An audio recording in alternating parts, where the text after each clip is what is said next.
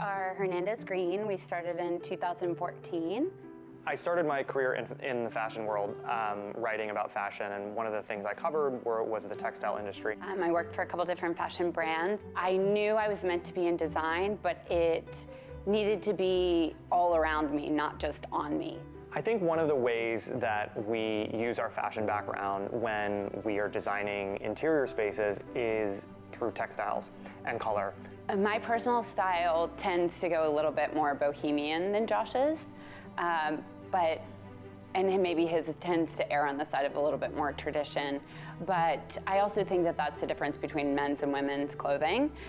So it's nice to bridge that gap, and it just reflects that way in our interiors. The first approach to color for us is asking our clients what palette they like and what colors they like. I think we both are color people. I think all designers are. And then it also depends on our clients' taste, what kind of color they want.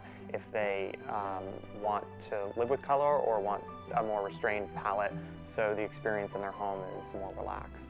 So Century's new paint line is mid to dark tones, and we love to use dark tones in small spaces, especially dens, and to make it feel really cozy and envelop you in the space. I think it's really important to push it a little. And dark tones on dark tones. You know, the trim doesn't have to be, white against a dark wall. It can often be a complementary color that is also dark, or maybe a little lighter, a little darker. So we like to have fun with dark colors.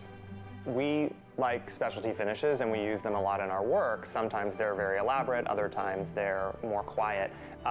Benjamin Moore has a great new product called Century. It feels like a specialty finish, even though it just comes out of the can and rolls on the wall. Because of its matte finish and sort of soft touch, it makes it feel like there's something different than just a regular paint.